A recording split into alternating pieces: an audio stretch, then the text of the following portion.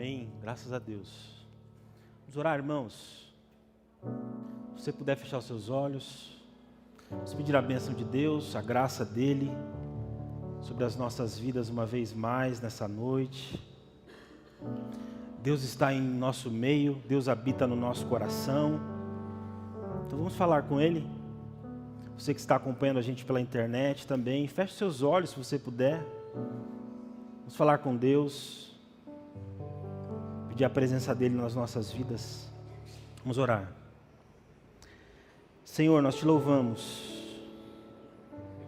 Te louvamos, Senhor, por este momento de adoração e celebração ao Teu nome. Nós te louvamos, ó Pai, porque o Senhor nos permite nesta sexta-feira, melhor dizendo, nesse sábado, Senhor, nos reunirmos aqui para adorar ao Teu nome. Alguns irmãos também conectados conosco pela internet, também adorando ao Teu nome. Nós precisamos do Senhor habitando, agindo em nós. Nós somos pecadores, Senhor, nós somos falhos. Nós dependemos da intervenção do Teu Espírito em nós. Até mesmo para adorar ao Senhor, nós precisamos da ação do Teu Espírito em nós. Porque não há, Senhor, absolutamente nada em nós capaz de tocar o Senhor. Mas o Teu Espírito em nós, o Teu Espírito habitando em nós, nós podemos, ó Pai, nós podemos adorar ao Teu nome, nós podemos nos sentirmos abraçados pelo Senhor, nós podemos abraçar o Senhor pela fé. Meu Deus, em nome de Jesus, que esta noite, uma vez mais, seja um tempo de comunhão com o Senhor. Que nós possamos ouvir a Tua voz, ó Pai, que quando fala ao nosso coração, o nosso coração se aquieta. Em nome de Jesus, nos ajuda, nos abençoa. Amém. Amém. Você pode se assentar, irmão, minha irmã. Eu quero cumprimentar todos vocês mais uma vez na paz do Senhor Jesus. Uma boa noite a todos vocês. Eu queria convidar você a abrir a sua Bíblia em Mateus. Mateus, capítulo de número 15. Mateus capítulo 15. Eu vou começar a ler a partir do versículo 1, em nome de Jesus. Amém? Mateus, capítulo 15. A partir do versículo 1. A palavra de Deus diz assim: Então escribas e fariseus, vindo de Jerusalém, chegaram a Jesus e lhe perguntaram: Por que os teus discípulos transgridem a tradição dos anciãos? Pois eles não lavam as mãos quando comem pão. Mas ele respondendo disse-lhes: Por que também vós transgredis o mandamento de Deus pela vossa tradição? Porque Deus ordenou dizendo: Honra o teu pai e a tua mãe, e quem amaldiçoar o pai ou a mãe, deixe ele morrer de morte.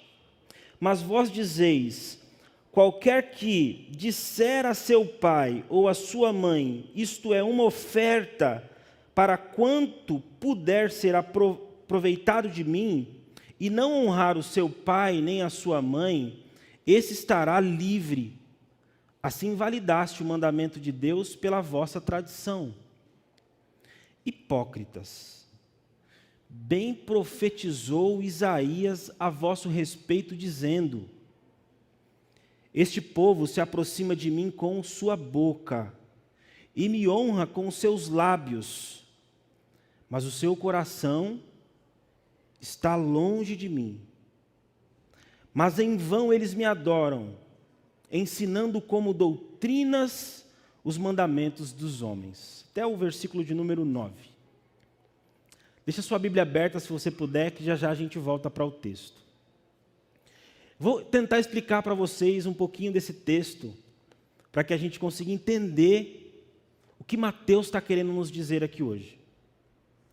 O fato é que em capítulo 15 de Mateus, Jesus está causando em Jerusalém. Causando. Está todo mundo bravo com Jesus. Se você prestar atenção no versículo 1 do capítulo 15, diz assim: então escribas e fariseus, vindos de Jerusalém, chegaram a Jesus e lhe perguntaram. Jesus está em Genezaré, perto de Cafarnaum. Aí Mateus está dizendo que os escribas e fariseus saíram de Jerusalém e eles vieram até Genezaré para ver o que estava acontecendo, que esse galileu chamado Jesus estava causando na religião judaica. E aí eles chegam até Jesus e perguntam de forma assim áspera, irritados com Jesus. Qual é a questão do capítulo 15? Os discípulos de Jesus estavam comendo sem lavar as mãos. Essa é a questão do capítulo 15. E a tradição dos escribas e dos fariseus dizia que você não poderia comer sem lavar as mãos. Deixa eu abrir um parênteses aqui rapidinho, para falar sobre a tradição dos escribas e dos fariseus. Eu não sei se você sabe, mas a tradição do escriba e do fariseu para um judeu é como se fosse a lei de Deus. O que é a tradição do escriba e do fariseu? Deus deu a lei dele para Moisés, ok? Deus, por graça e misericórdia, no Monte Sinai, dá a lei a Moisés. O tempo vai passando e os anciãos de Jerusalém, os escribas e os fariseus, o que eles começam a fazer? Eles começam a interpretar a lei. E qual que é o propósito deles interpretarem a lei? É para que a vontade de Deus não se perca. É para que a lei de Deus continue sendo cumprida fielmente. E aí o que esses homens começam a fazer? Eles começam a interpretar a lei. Então, mandamento 1, o que significa esse mandamento para a gente? E eles começam a interpretar a lei. Para cada mandamento, há centenas de interpretações da tradição judaica em relação àquele mandamento. O que os judeus fizeram? Pegaram essa interpretação da lei e colocaram no mesmo pé de igualdade da lei de Deus. Agora, a tradição judaica é como se fosse a lei de Deus para um judeu. E qual que é o problema? Que esses homens não só colocaram a tradição em pé de igualdade com a lei que Deus deu, como alguns desses homens colocaram essa interpretação acima da lei. A ponto de que se você transgredisse uma dessas tradições, ou essas interpretações, você poderia ser expulso da religião judaica. Então o contexto de Mateus capítulo 15 é esse. E o que está acontecendo? Os discípulos de Jesus estão transgredindo uma dessas tradições. E que tradição era essa? A tradição da limpeza das mãos. Existia uma tradição com base em Levítico capítulo 15, que todo judeu, antes de se alimentar, deveria lavar as suas mãos. Mas espera lá. Lavar a mão é higiênico antes de comer. A tradição dizia muito mais. Lavar a mão aqui é algo muito mais detalhista. Porque segundo a tradição, você tinha o jeito certo de lavar a mão. Espera lá, não é bagunçado assim. Você tem a vasilha certa para lavar a mão. Espera lá, não é tão bagunçado assim. Você tem a quantidade de água certa para lavar a mão. Você tem as vezes certas para lavar a mão. Por exemplo, a tradição dizia que você teria que lavar a primeira vez. O primeiro mergulho teria que ser até o dorso. E aí você tira. Se ficasse um fiapo, a sua mão estava imunda. E você tinha várias repetições. Tinha a vasilha certa, a quantidade de água certa, a forma certa de derramar a água. Ou seja, os judeus criaram, os escribas e os fariseus criaram uma tradição em torno desse princípio de Levítico 15 da pureza. Qual é o problema? O problema é que os discípulos de Jesus, meu irmão, estavam na caminhada. E aí na caminhada, às vezes você come. E aí não dá tempo de fazer todo esse ritual. E aí os caras ficam bravos com Jesus. O que está acontecendo? Que bagunça é essa aqui em Jerusalém? Que bagunça é essa ao redor de Cafarnaum, em Genezaré?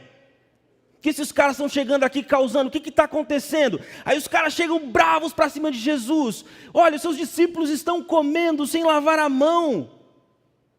Aí Jesus olha para eles assim e responde a pergunta deles com uma outra resposta. E a resposta de Jesus assim, melhor dizendo, a pergunta de Jesus é assim: e vocês? E vocês, escribas e fariseus, que anulam o mandamento de Deus por causa da tradição de vocês? Para os mais jovens aqui, nesse momento, o óculos descia em Jesus. Sabe aquele óculos de... E aí Jesus cita um exemplo. Jesus dá um exemplo. Ele não só fala, questiona, como ele dá um exemplo. Por exemplo, vocês transgridem o 5º mandamento. O mandamento diz: honra o teu pai e a tua mãe. E honrar aqui nesse contexto era manter o pai e a mãe com sustento. Era dar suporte financeiro para o pai e a mãe. Ajudar, se o pai e a mãe não tivessem condição, o que o filho deveria fazer? Ajudar o pai e a mãe. Jesus está falando assim: vocês transgridem o 5º mandamento, porque a tradição de vocês diz o seguinte: se você, em vez de honrar o pai e a mãe, prometer que vai dar esse dinheiro para o templo, então você está livre da sentença, do julgamento. Então o que a tradição judaica dizia é que se você, em vez de ajudar o seu pai e a sua mãe, pegasse esse dinheiro e desse no templo, então estava tudo certo. Você ficaria livre da sentença, do juízo do mandamento. É óbvio, aí é uma coisa boa, porque agora o sistema está ganhando, o sistema religioso judaico está sendo beneficiado. E se o sistema religioso judaico está sendo beneficiado, então está tudo bem. Mas quando é para lavar a mão, aí tem problema. Jesus está vindo como um trem. Jesus está vindo como um vagão, passando por cima de tudo. Vocês transgridem o mandamento de Deus. Aí, meus irmãos, Jesus dá um fatality. Fatality aqui, ó, no versículo de número 8 e 9. Jesus cita Isaías. Ele cita Isaías 29, 13. E aí ele diz assim: este povo se aproxima de mim com a sua boca e me honra com os seus lábios, mas o seu coração está longe de mim. Versículo 9. Mas em vão eles me adoram, ensinando como doutrinas os mandamentos dos homens. Jesus então recorre para o profeta Isaías. E quando Jesus chega em Isaías, meu irmão, é um negócio terrível, porque Jesus está usando a Torá. Jesus está usando a Bíblia, que esses homens conheciam de cor e salteado. E ele está dizendo assim: olha, é isso aqui que está se cumprindo na vida de vocês. E aí, irmãos, Jesus toca num ponto que é sensível para esses homens. Porque esse texto de Mateus 15 não está falando de lei, e não está falando de dever. Grava isso. Mateus capítulo 15 não está falando de lei, não está falando de obrigação. Mateus capítulo 15 está falando de adoração. Adoração. Porque Jesus apresenta aqui pelo menos duas questões profundas sobre adoração. Quando ele cita Isaías, capítulo 23, versículo 13, olha só o que diz Isaías: este povo se aproxima de mim com a sua boca e me honra com os seus lábios, mas o seu coração está longe de mim. Jesus está citando Isaías aqui, está lembrando uma verdade importante do Evangelho. Jesus está dizendo que é possível, olha só, gravem isso.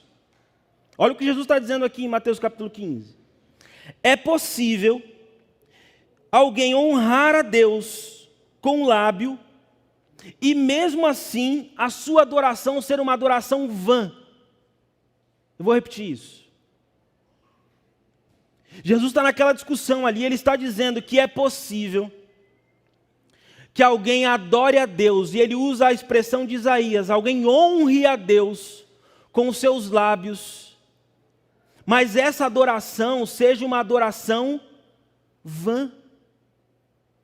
E isso aqui é chocante. Isso aqui está de alguma forma mexendo não só com o sistema religioso judaico, mas está mexendo com o povo de Deus em todo o tempo. Jesus está dizendo que é possível que eu faça tudo certinho.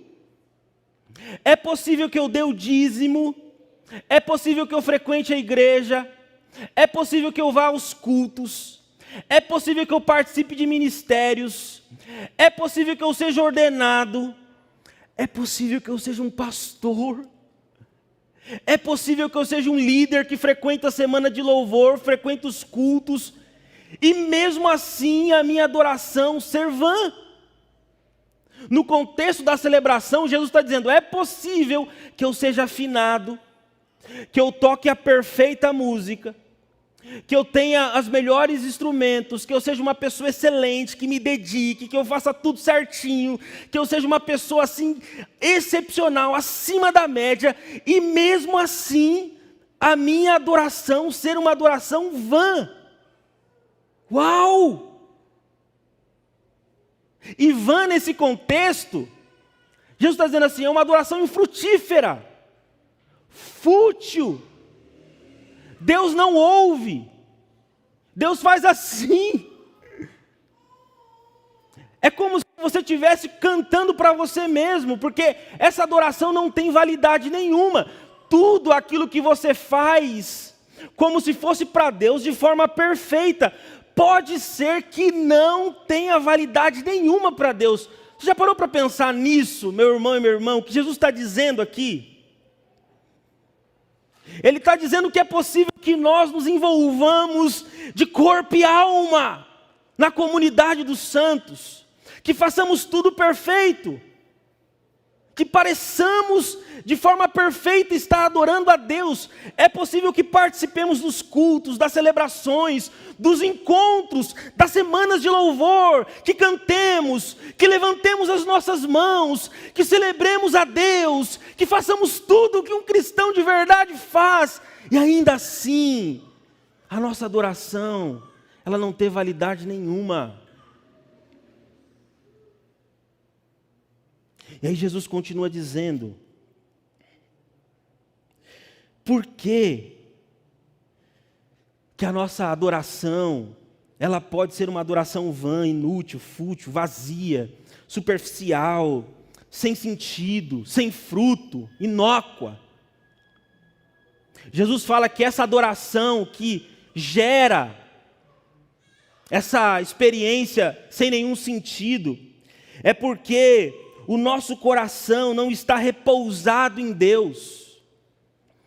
O que Jesus está dizendo é que quando o nosso coração não está repousado em Deus, a nossa adoração não tem sentido. Olha o versículo de número 9. Mas em vão eles me adoram, ensinando como doutrinas os mandamentos dos homens. Versículo 8 no final diz, eles se aproximam de mim com seus lábios, mas o seu coração está distante de mim, distante de mim. Jesus está dizendo que a forma pela qual a nossa adoração se torna infrutífera, vã, é quando o nosso coração não está repousado nele. Não está repousado nele. Ou seja, meu irmão, minha irmã, quando o nosso coração não está repousado em Deus, tudo aquilo que fazemos não faz sentido. É isso que Jesus está dizendo usando o texto de Isaías. A pergunta que vem na sequência, eu não sei se para você é assim, mas a pergunta que eu faço é: meu Deus, como eu faço para ter o coração repousado em Deus? Porque se a minha adoração só faz sentido quando o meu coração está repousado em Deus, como é que eu faço? O que é ter um coração repousado em Deus? Um puritano chamado John Owen, ele disse o seguinte: que o propósito de Deus não é levar você para o céu. O propósito de Deus é levar você para Ele. O propósito de Deus não é levar você para o céu. O propósito de Deus é levar você para Ele. O que Deus está fazendo é resgatando o ser humano de volta para Ele. Porque a grande questão e paradigma para a gente não é o céu. A questão é quando nos encontramos com Deus. O que Deus está fazendo pela obra de Jesus é nos trazer de volta para si. Porque o problema do ser humano é referente à adoração. Existe um pregador chamado Josemar Bessa, um pregador carioca, que ele fala exatamente isso. Todo o nosso problema é um problema de adoração. E o que aconteceu no Éden? O que aconteceu no Éden? No Éden, o ser humano tirou Deus do centro. O que Adão fez? O que Eva fez? Eles tiraram Deus do centro. E ao tirar Deus do centro, eles colocaram outra coisa no lugar de Deus. Eles colocaram o ego humano. Eles colocaram a vontade humana. Esse é o grande problema que Jesus está tratando aqui. O problema que Jesus está tratando em Mateus capítulo 15 é porque em algum momento da nossa caminhada, da nossa jornada, da nossa experiência, nós tiramos Deus do centro da nossa adoração. E quando Deus não é o centro da nossa adoração, tudo o que fazemos não faz sentido. É isso que Jesus está dizendo. Nós precisamos colocar Deus de volta no centro da nossa adoração. Parece que os cultos do nosso tempo, assim como com o povo de Israel, assim como os fariseus, se tornou uma espécie de celebração conforme o meu gosto e o meu querer. Pensem comigo se não faz sentido. Nós chegamos ao ponto de avaliar se aquilo me agradou ou não agradou. Talvez a questão que mais incomode a maioria dos cristãos hoje parece que essa música não está me agradando, não é do meu estilo, não é do meu jeito, esse pregador não é como eu gosto, essa canção não está no ritmo que eu gosto, porque se não estiver no ritmo que eu gosto, para mim não é legal, para mim não faz sentido, eu não presto atenção, eu não me conecto. Porque se o clima está do jeito que eu gosto, então está tudo certo. Aí a gente critica o povo de Israel, a gente critica os fariseus, mas nós fazemos dos nossos gostos e vontades a nossa tradição. E diferente dos fariseus, agora o que conta para essa geração às vezes é o clima que nós criamos, é o desejo que nós somos saciados no culto, é se aquela música e aquela letra trata os meus problemas e os meus dilemas. A questão é se quando eu fecho os meus olhos, aquela letra da canção toca nos dilemas mais profundos da minha alma. Porque se toca nos dilemas do meu coração, então é uma música muito maravilhosa, e eu levanto a mão e choro diante de Deus. Mas se essa música não tem conexão comigo, meu irmão, eu vou para Jesus e pergunto: o que está acontecendo aqui, que só canta coisa assim que eu não gosto? Aí Jesus fala para a gente assim: hipócritas. Hipócritas. A grande questão aqui de Mateus capítulo 15 é se nós estamos dispostos a descansar o nosso coração em Deus, a repousar o nosso coração em Deus, porque quando o nosso coração está repousado em Deus, a nossa celebração faz sentido, a nossa adoração é recebida, a nossa canção é ouvida pela Trindade. Eu penso que o que está acontecendo aqui é um convite dos seres humanos ao deleite em Deus. Pastor, então o que é ter o coração descansado em Deus?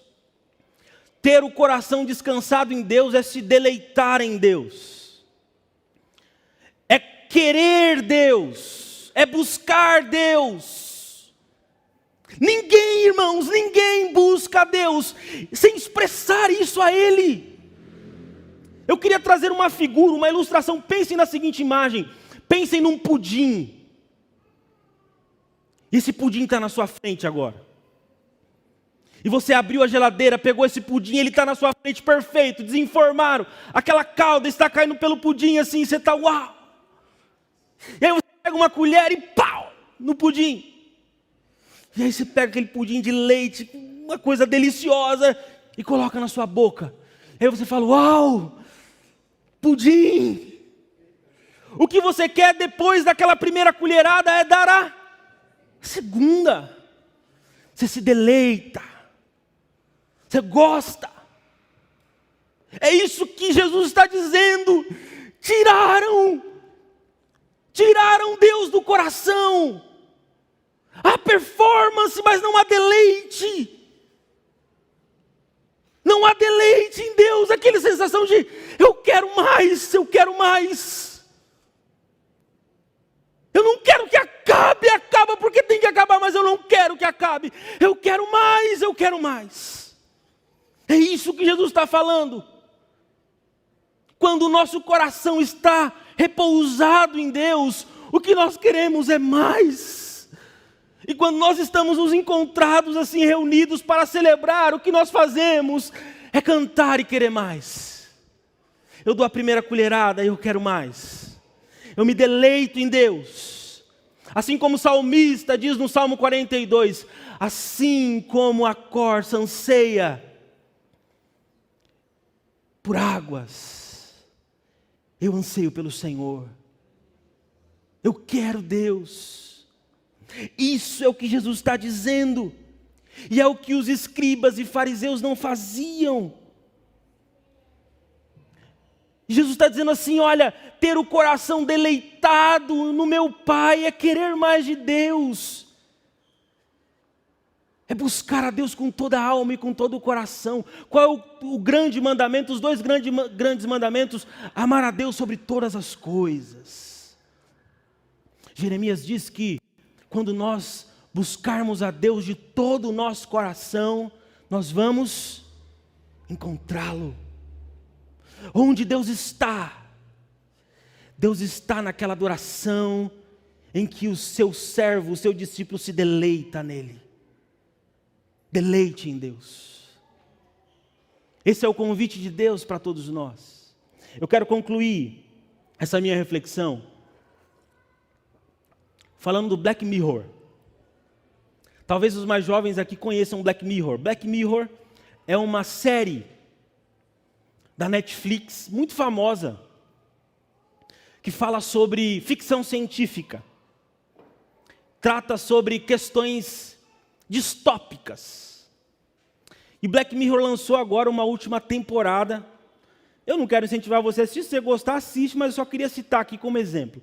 Eles lançaram uma última temporada, a 6ª temporada, e no 3º episódio tem uma história, um enredo interessante. O 3º episódio, traduzido, chama Além do Mar. Além do Mar. Em síntese, os protagonistas desse episódio são dois astronautas. E esses astronautas estão numa missão no espaço. Só que eles estão no espaço e eles deixaram réplicas deles no mundo. Ou seja, eles estão no espaço e a réplica está no mundo. Em síntese, acontece exatamente isso. Eles estão no espaço cumprindo a sua missão e as réplicas estão interagindo com os filhos, as réplicas estão interagindo com as esposas, as réplicas estão se relacionando com as pessoas, trabalhando. Só que o problema do episódio, a crise distópica que o episódio apresenta, é exatamente essa. Eles estão na lua, eles estão no espaço. E a crise é que eles estão na terra com as suas réplicas, mas não estão. Eles estão, mas não estão, é como se não estivessem. Ou seja, o corpo está na terra, mas o coração está batendo no espaço. Eu penso que às vezes acontece uma experiência meio Black Mirror com a nossa geração, conforme esse episódio aqui. Eu acho que às vezes o nosso corpo está aqui, às vezes, mas o coração está batendo em outro lugar. O coração está distante. Nós acabamos criando um jeito de se comunicar e se encontrar com Deus, onde nós não nos encontramos mais. E o desafio que Jesus faz para a gente aqui nessa noite, é para que a gente coloque o nosso coração e o nosso ser conectados no mesmo lugar. Porque quando nós unimos aquilo que nós somos e o nosso coração com tudo que nós somos diante de Deus, Deus recebe a nossa celebração. Deus recebe a nossa adoração. Eu penso que o convite de Deus para mim e para você nessa noite, é exatamente esse. Deus está convidando a gente, e é como se fosse um alerta do seu filho Jesus, dizendo assim: olha, eu gosto do que vocês fazem, gente. Vocês são muito especiais para mim, sabia? Eu gosto da forma como vocês se organizam. Eu gosto da seriedade com que vocês levam as coisas. Eu gosto. Só que eu preciso que vocês entendam que eu estou para além disso. A questão para mim não é o que você faz. Não é o que você faz. A questão para mim é se no fundo do seu coração, lá de onde saem os desejos da sua alma, é o meu filho que está habitando aí. Se tudo que te motiva, tudo que te impulsiona, tem a ver com Cristo.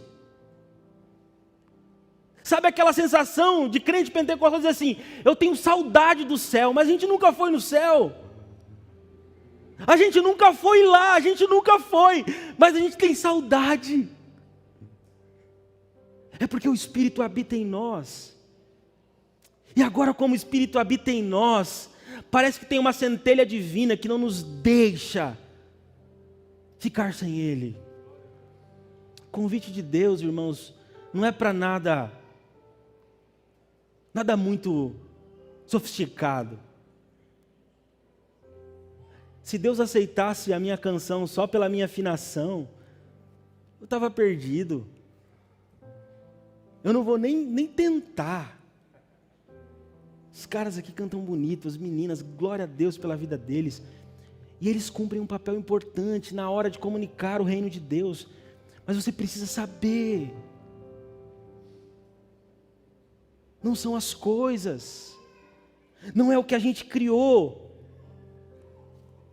Não é o que a gente criou, não é a liturgia que faz Deus se aproximar da gente. Não são as belas letras. Com quanto tudo isso seja importante, vocês estão me entendendo? Isso é importante, mas não é isso, não é isso. Não é o toque daquele baixo que, putz, te emociona. Não é a batera. Não é as vozes afinadinhas. Não é isso. não é organização perfeita, não é começar e terminar no horário, não é tudo isso. Tudo isso é importante, mas não é isso. Adoração tem a ver no lugar onde o meu coração está.